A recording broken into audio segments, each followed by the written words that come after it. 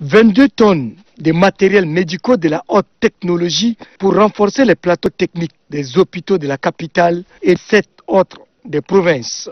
Ceci pour des diagnostics et analyses beaucoup plus fiables en un temps record. Aussi pour des traitements de la maladie à coronavirus et autres maladies cardiovasculaires.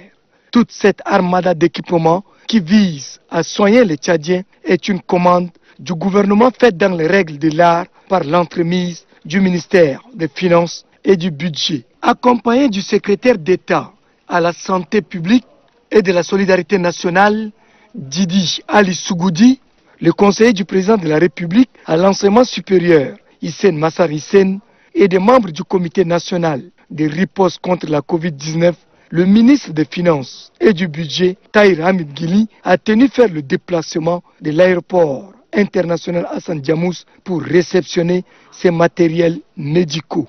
Pour le secrétaire d'État à la santé publique et de la solidarité nationale, cette deuxième commande est d'une importance capitale pour son département. Ces matériels vont nous permettre de renforcer notre système de santé.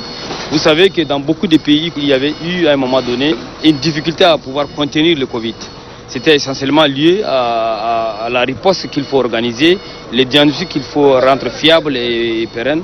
Et nous, bien heureusement, nous avons pu également solliciter l'appui des partenaires, mais également l'appui de notre système financier qui nous a renforcés en achetant ces appareils.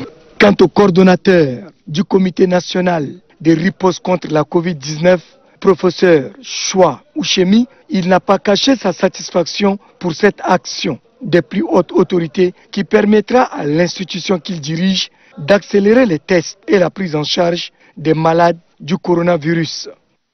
Depuis l'avènement de la Covid-19, le gouvernement du Tchad a pris des mesures importantes en termes de prévention, en termes de contrôle, de maîtrise et de lutte contre cette pandémie. Mais en même temps, il a été question d'augmenter nos capacités en termes de diagnostic, de prévention, de traitement, de prise en charge des malades. C'est ainsi que le gouvernement avait lancé une commande importante, les scanners, ou bien des unités de production d'oxygène et de laboratoires de tests. Le premier vol spécial de grande capacité qui a amené la première vague de ces équipements, qui sont en cours d'installation par quatre techniciens indiens accompagnés de nos propres techniciens dans les hôpitaux de N'Djamena. Et la deuxième vague, la plus importante aujourd'hui par vol spécial, qui vient amener les 2 unités de production d'oxygène ainsi que d'autres matériaux annexes et des pièces de rechange et de maintenance et d'électricité.